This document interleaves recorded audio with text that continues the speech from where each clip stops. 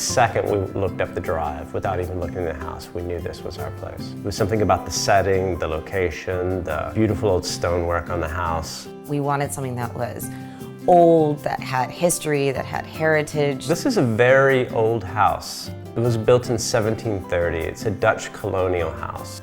The history began to reveal itself as we began to do some restoration. When the fireplace was opened, we found 3 shoes in there, and they're clearly from the age of the house. Joe was extremely excited about them. I was like, oh my goodness, the house is haunted. Why do we have these shoes? Let's just get rid of them. I was terrified, and still am. This was a common practice from the Dutch colonists.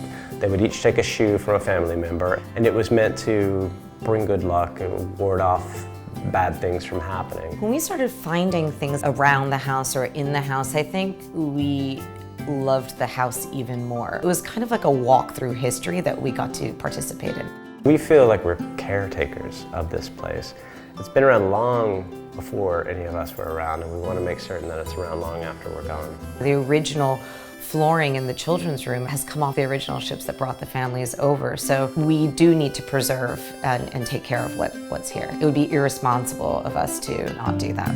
This home has absolutely been a labor of love, and I will say mostly for Joe. A clue to the importance of the history of the home were these things called firebacks.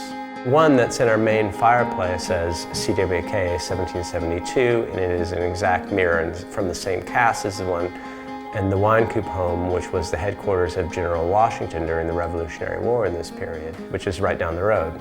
It became clear that there was some relation between that wine coop family and the wine coop family who built this home. There were all sorts of additional clues to the history of the house that we found by happenstance. There's an inscription on the steps of the main stairs that only shows up when it's raining. It was a signature and a date. Not only were they able to decipher the name, Andrew Sutton, they were able to tell me that he's buried at the old Dutch church about 300 yards away from our home.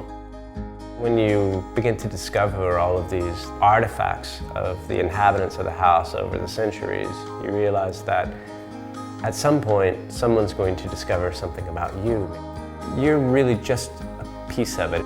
So what legacy are you going to leave behind the house? I would probably want the children to either carve something in the stone on the steps or maybe paint something where there was another child that did the same thing.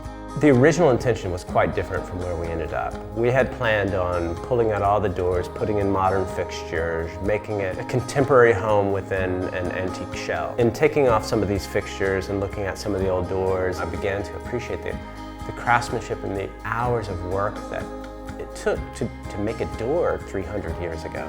And we decided to take a much more respectful approach to the house. The thing about homes that have a long lifespan is that there are many stories that were made in those homes. The more you can do to discover and uncover those, the more you realize that your own personal story will live on beyond you. That's the beauty of a home with real history.